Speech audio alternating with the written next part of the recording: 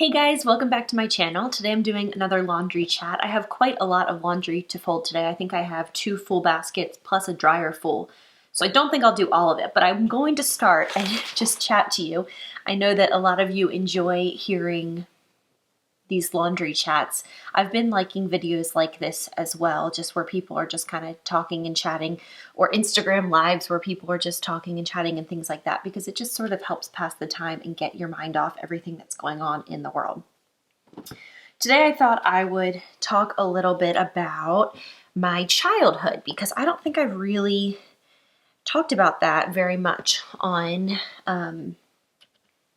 my YouTube channel really ever, or really even on my blog. It's just something that doesn't, bits and pieces, of course, of my childhood come through every day because everyone is so influenced by their own childhood. But bits and pieces is different than really talking about what it was like and that sort of thing. So anyway, I just thought I would talk about that. In previous laundry chats, I've talked about dream home updates and renovations, moving, schooling for Nora, vacations. So check out some of those if you want to, if you haven't already seen them. So to go way back to the beginning, my parents met when they were 15 and 16. My dad was 16 and my mom was 15.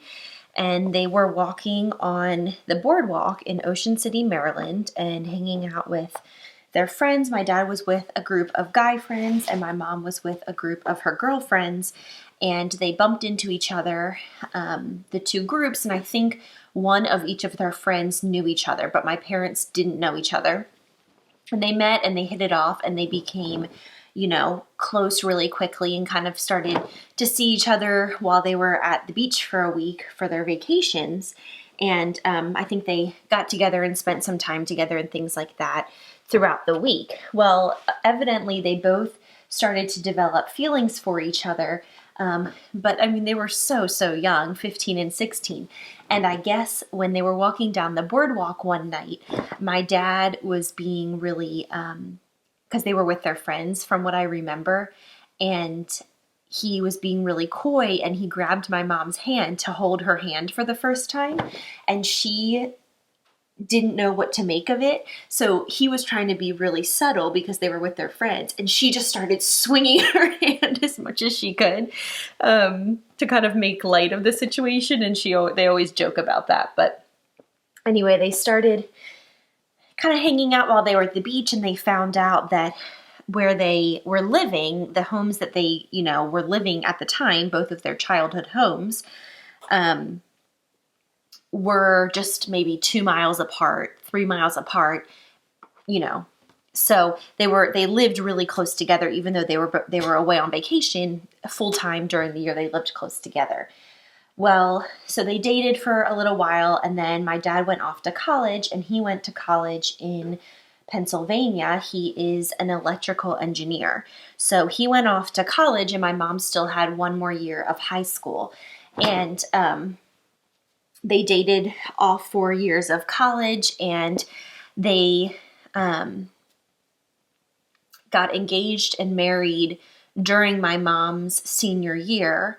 And actually, she had to take an exam early so that they could go on their honeymoon, which is, just really cute and funny. And so my parents grew up. Their childhoods could not have been more polar opposite. I would love to sit down with them and have them share more about their childhoods at some point, because I think you would really enjoy hearing about them. But just to sum it up briefly, my mom let's start with my dad. My dad had a very idyllic, he had just one sister, him and his sister and his 2 parents. His dad was an engineer. His mom was a school teacher, and they had family dinners every night, and they took drives on Sunday evenings. And it was a very strict German household in terms of what was expected of the children, and lots of love, lots of just a very typical, stereotypical American family. On the other hand, my mom came from a very, very large, rowdy, Irish Catholic family. She is the youngest of 9 children. Her mom and dad had 4 daughters, and then including a set of twins, and then 4 boys, all singletons, and then my mom is at the bottom. And so she was the last baby. And her father, unfortunately, was highly abusive and a raging alcoholic during most of her childhood. Now, there are 14 years between my mom's oldest sister and my mom. So her oldest sisters had a very different experience growing up in their early years than my mom did, because they had, for some of that time, 2 present sober parents. And by the time my mom came around, her dad was pretty much out of the picture completely. And so her mom was working 3 jobs around the clock to support the 9 children at home. And you can imagine there are so many layers and stories behind that. But the point is that they grew up completely differently. So I think that when they met and these worlds collided, of my mom's family, even at that time when there was a lot going on, has always been highly chaotic, but so much fun. It's always been like that. It's just a boisterous crew, so many jokes, people, just loud, fun people. My dad's side of the family, I really love both so much. And my dad's side of the family is fun as well, but it's a different type of energy. I mean, we're just talking about totally different types of energies. And so I think their worlds colliding. My mom got some of the structure and the normalcy that came with my dad's family, and my dad got this like spontaneous kind of wild side of fun that he hadn't really experienced before from my mom's side of the family. So growing up with 2 parents who not only in and of themselves are so different, but who have had such vastly different life experiences really colored and shaped my childhood and the childhoods of my siblings, as you can imagine, in quite a lot of ways. So my parents got married young, really, young. They were 22 and 23. And three or 4 years later, they had me. I was the first. And they had lived in an apartment for much of those first few years of marriage. But shortly before they had me, they moved into what is still their home and what was my childhood home. So I never moved until I went off to college. So they bought this house, and it's not now, if you see it, even since they bought it, they've put on an addition. So they've added an extra bedroom and an extra room downstairs. But even if you saw it now, I don't think would think, wow, this is this huge, amazing, huge house. But when they bought it, just the 2 of them, it probably felt, and they always say it felt so cavernous and massive, just massive, massive, massive, because it had all these bedrooms and levels and areas that they didn't need because it was just the 2 of them. But shortly thereafter, my mom got pregnant with me, and they started really fixing it up. So the house it had really good bones, but it really needed a lot of work. So, for example, the hardwoods were never finished, and the previous owners had done a lot of motorcycle fixing-upping in the living room on the raw hardwood floors, and so had stained it with oil and motor oil and grease and all kinds of things all over raw hardwood floors, which is really an interesting decision. So things like that, they had to refinish that, and they put in fresh carpet, and they had to peel off they said there was brown rainbow wallpaper they pulled off, and shag carpeting, and they just like totally redid the house slowly, right? But they, totally redid the house. And I don't think that was, I mean, the whole full renovation wasn't done for a while, but they certainly got quite a lot of it done before I was born. My dad is extremely, extremely handy. He loves doing work around the house, and he's really, really talented and really good at it. He's great at woodworking and all that kind of stuff. So he did a lot of the work himself, staying up late and on the weekends and this kind of thing. So anyway, my parents had me, and my mom went back to work after I was born. very, very shortly after I was born. She worked in a hotel at the time in hospitality, and they wanted her to come right back to work, and she did. And I was kept by one of my parents. My parents had a couple that they were best friends with through college who had a daughter about 2 months before I was born. And so I stayed with that daughter, who's still a dear friend of mine, and her mom kept me during the day while my mom went back to work. And she did that for a couple of months, and then she just hated it. She really hated leaving me, and her work schedule was super, super, super demanding, being at a hotel, and it was 24/7, and she was always on call, and she just absolutely hated it.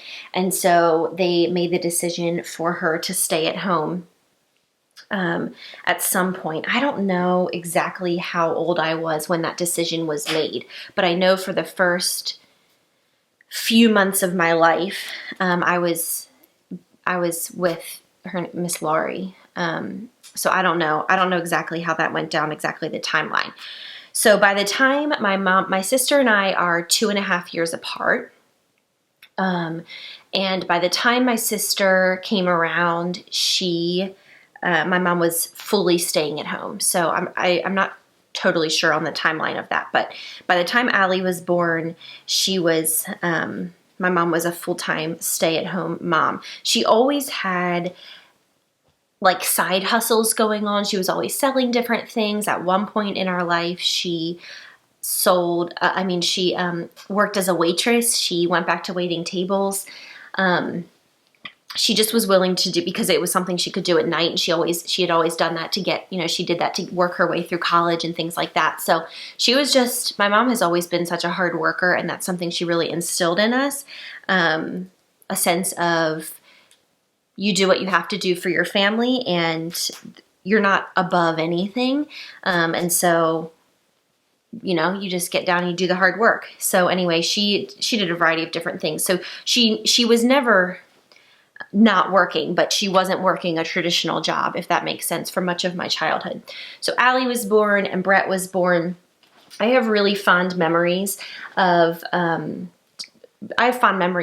different parts of my whole childhood, but I specifically have really fond memories of those young years when my mom had 3 kids under the age of 5, so she had her hands full for sure. But she was, and still is, she has so much energy. She has so much more energy than I ever have had or will have. We got up and we went and did everything. We were constantly on the go. We went to library story time. We went to the zoo. We went to the science center. We went to local parks. We did play dates with friends. She was like the president of a mom's group or a leader or whatever it was of a mom's group in the area. And we would get together, and she did women's Bible studies. And we were not at home a lot. We were not at home a lot. We were on the go, on the go, on the go. I remember loading up and going and doing things all the time. And I give her a lot of credit, because at the time I had no idea that our family's financial situation was as tight as it was, because my mom was just so creative, and we were with friends and we had such a great time. And so I had no idea that, 3 kids and all the expenses that come with it, on one income, one and a little bit more income really puts a strain on a family, right? But I had no idea. I never knew. Or at least at that stage, I had no idea of that. And we always went for 1 week in the summer. Or sometimes 2 weeks, but a lot of times 1 week we would go to the beach, and things like that. One thing that I really admired about my parents' marriage was that even during our leanest times as a family, they would find a way to go out, just the 2 of them, every week, or every other week. But I remember it being pretty much every week, and my mom says it was pretty much every week. And they would go away as a couple at least once a year. So even during the leanest times, they would trade babysitting with friends, or they would hire the teenager around the corner named Rebecca. We have really good memories with her. They always found a way to get out together, and go and do things and prioritize their marriage. And my mom has always said to me, and my dad has too, like when you have 3 small kids, your marriage is the backbone of the family, and you've got to take care of it. And I mean, at the time, I don't know what I thought about it. I don't think I really cared one way or the other, but now as an adult who's married and now I have a child, I can see how a child, and certainly 3 children, totally takes over your life. So I always gave them, now I give them a lot of credit for making the time and space, because I can see how that would not be easy to get away and just go. I don't know what they went and did. I assumed they went out to dinner, but I would imagine sometimes they did. I think sometimes they went to Home Depot to get, things they needed for the house or whatever. So anyway, so I have really, really happy memories of my childhood. One of my favorite memories, well, my 2 probably top favorite memories growing up was going to the beach every summer, because we would go down when my mom's side of it, when I was younger, I remember going when my mom's side of the family would be down at the beach. So that huge family with, 8 other siblings, many of them would be there with their children. So I grew up around my cousins. And then on my dad's side, his parents would be down there with my Aunt Sharon and her daughters. It's all fuzzy because we went so many times. I don't know exactly what years we did what, but we would go to the beach with family every summer, and I really, really loved and cherished those memories. The other thing that I loved about my childhood was going to summer camp. So I went to summer camp, church camp for, I think, 10 summers in a row. And, variety of lengths. The first few years, it was 3 or 4 nights, and then it was longer. And by the end, I went away for a 2-week summer camp every year. And it was I think it was a really important part of my growing up experience. I think it taught me so much. Going away to summer camp just taught me so much. And it was also a really important piece in my faith journey. I first became a Christian while I was at a summer camp one summer. I, had interacted with all different types of people, and my camp counselors were these amazing women who were in college, and they felt like, the coolest people on earth. And they just had a really real and honest, vulnerable relationship with Christ. And I remember in 7th grade, I had gone to church all my life and grown up with church all my life, but in 7th grade, I remember having conversations with them at summer camp and really knowing that I wanted to be a Jesus follower too. And that's when I accepted Christ as my Savior, when I was in 7th grade, and never looked back. Best decision of my life. But just a really cool. So that was super, super, super important. And I loved that. And one day, I cannot wait until the day that I can send my kids off to camp, as hard as it's going to be to say goodbye to them for a certain, however long it will be. I can't wait, because it's just, summer camp is just the very best. It's such a good shaping experience, I think. I think it's really important for kids, if they can, to go away for even a day, a night, just to learn some independence and things. So anyway, summer camp, super great. Me and my siblings went through different seasons as far as getting along and not getting along. I got along overall throughout my childhood a lot better with my brother Brett. All 3 of us we are all 3 school years apart. I got along overall a lot better with Brett because he was 6 years younger than me about. And Allie and I fought like cats and dogs. We fought and fought and fought, and all we did was fight growing up. We fought so much.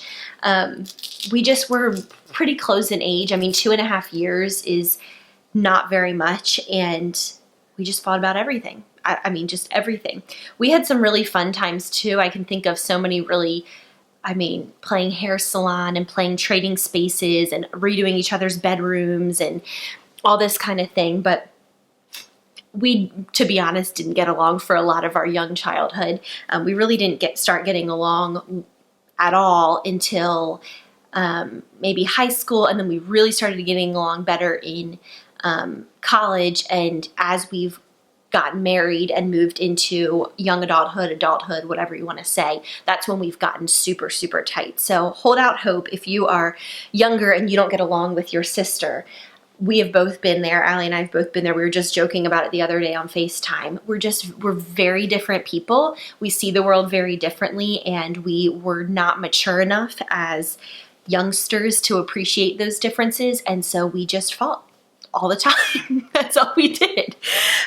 Brett and I got along better, and I think Allie and Brett got along better, which was also help. You know, the boy-girl dynamic is just different than the girl-girl dynamic, where you're stealing each other's clothes, and yeah, we definitely had a contentious relationship for some of those years. But I'm really glad to see the other side of it now, and like I cherish our relationship so much now, especially after all those years of not always getting along beautifully. So that was sort of my relationship with my siblings.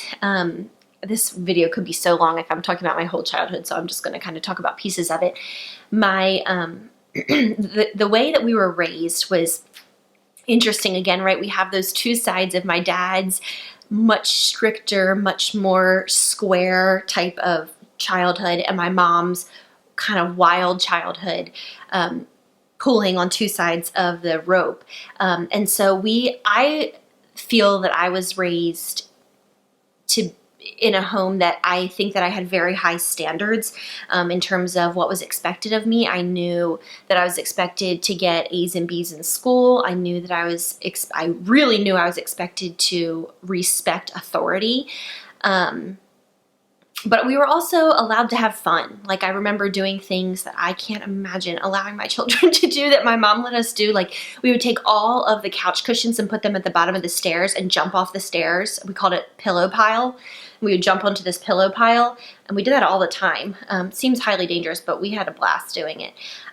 We had fun. Like, we had a lot of fun growing up. My mom was still is, but certainly when we were younger too, like a really, really fun mom.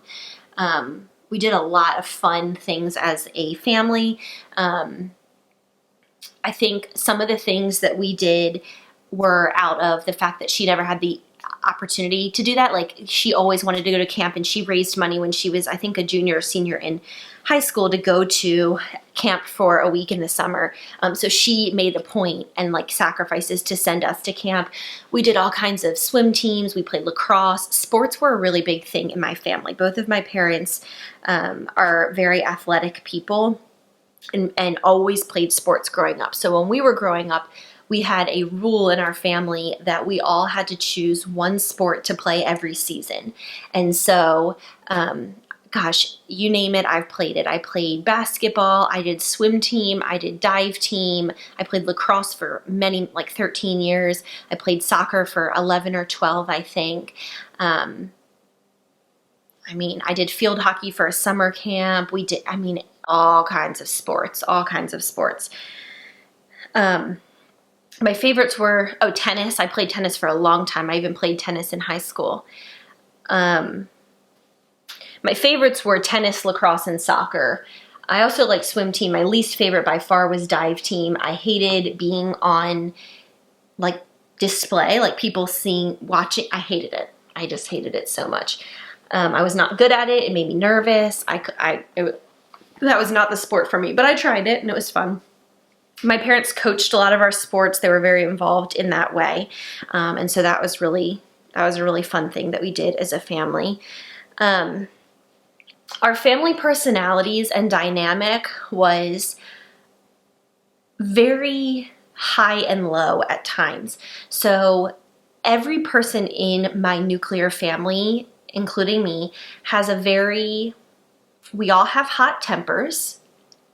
I think a lot of us have become more temperate as we've matured and gotten older, but I would still describe us as all being pretty fiery people, strong opinions, which is how we were raised. We were raised by two parents who have strong opinions, can be tempered, and so there was sometimes like a lot going on in my childhood. Sometimes there was a lot of yelling and screaming, a lot of fighting and bickering, and I would never describe my childhood home as particularly calm or quiet.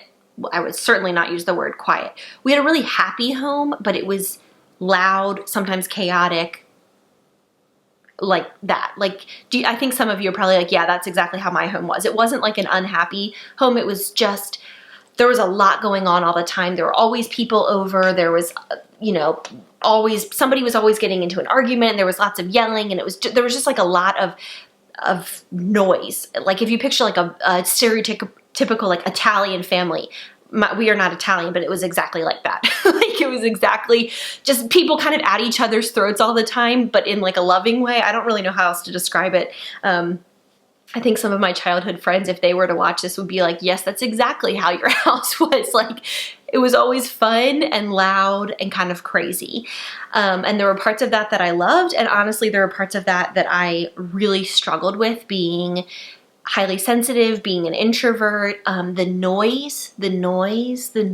Like I remember buying in high school a high-powered fan. I didn't really know what a white noise machine was, or else I would have bought one, but I bought this high-powered fan that made like loud white noise, and I would put it in my bedroom in the afternoons when I was doing homework, and in the evenings when I was settling down and going to bed, on full blast. It was so loud, it sounded like being on an airplane, just to drown out all the noise in the house. So that was definitely a big component of my childhood. And I'm not angry at anyone about that. That was just the mix of personalities. That's definitely how my mom grew up, was lots of noise, and that's how our household was. That is definitely something that I have made a conscious effort to change in my family as the Lamb family, because it's not something I loved all the time. But we all have good and bad things from our childhood, right? And it wasn't necessarily a bad thing. It just wasn't really well suited to me. I would feel very like overwhelmed. And so I remember times in my childhood coming home from school and getting on my bike first, and then later in my car once I could drive, getting on my bike and going and riding around the neighborhood for 30 or 45 minutes, not only to get out of the house and just get some fresh air, but also to decompress from school, because school is a lot. Like you're talking to people all day, you're on all day long, and then to come home to a house that there's still a lot of motion and activity was often challenging for me. And so it worked really well for me to get on my bike and go ride around the neighborhood and get some fresh air and breathe and decompress. Or in high school, I would often get in my car and I would drive I worked at a gym. And so I would go drive to the gym and I would go work out at the gym and things like that, just to like come down from everything that was going on. So that was definitely something to mention, because it was definitely a big part of my childhood, was being the only introvert in my family, and navigating those waters of living with 4 loud extroverts. Not always easy, but it's made me a very social introvert, and most people don't know I'm an introvert when they meet me, because I am very good at being social, thanks to being raised and living with so many boisterous extroverts for so many years. I'm trying to think what else there's so much I could share. Of course, everyone probably could sit down and talk for 15 hours about their childhoods. They're just so shaping every aspect of them. As you can imagine, high school, for me, there were high highs, low lows, and everything in between.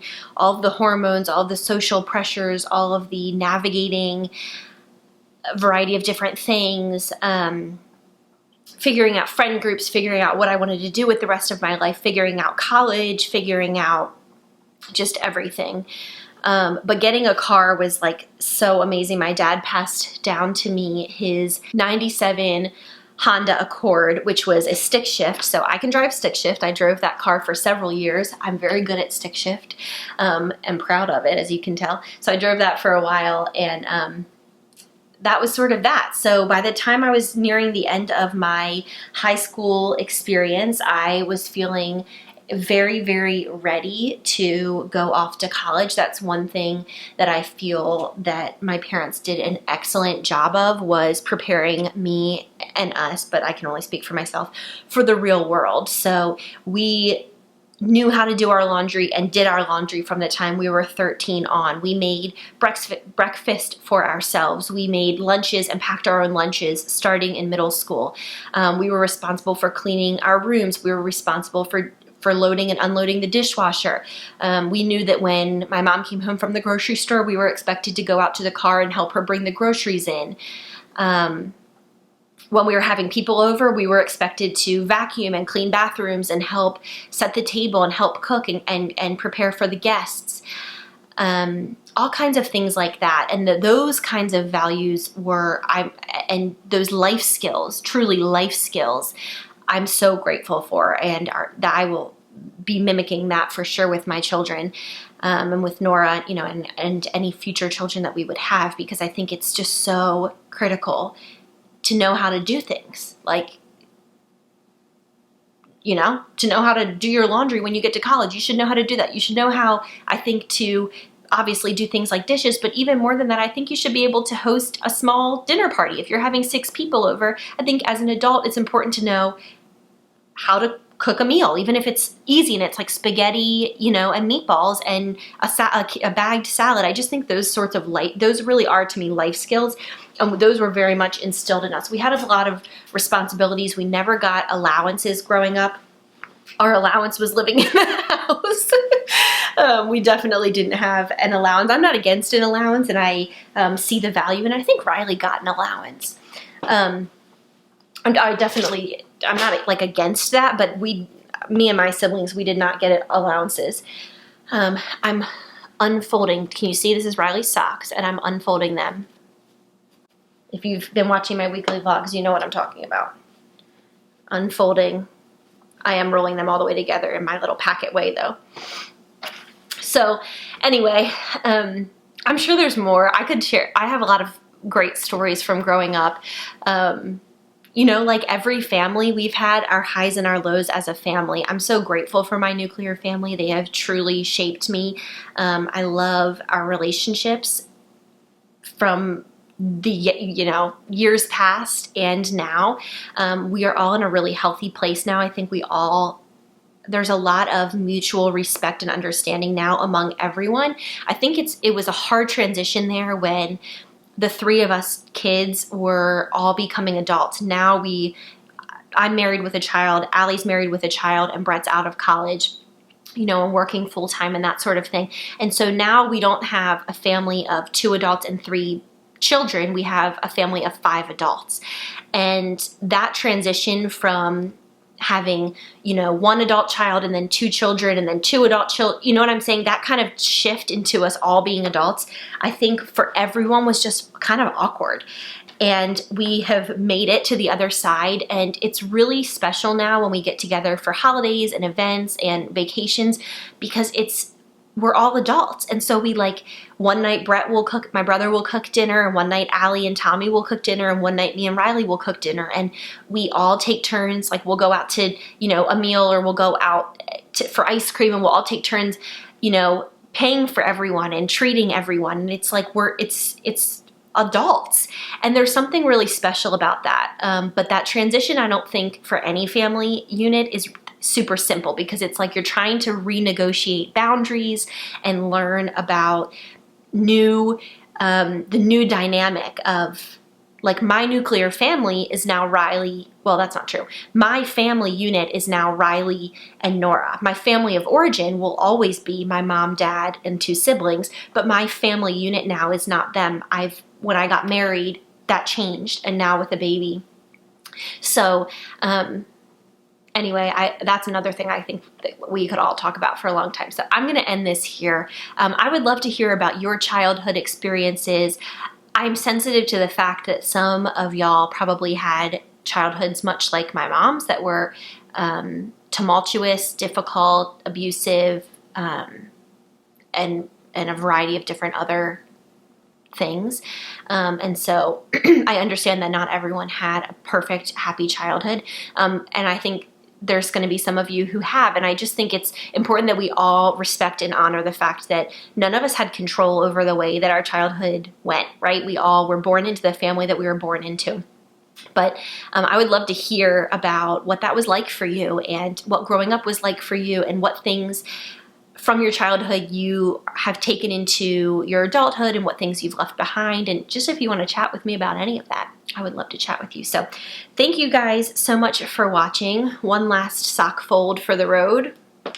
I'll talk to you soon. Bye.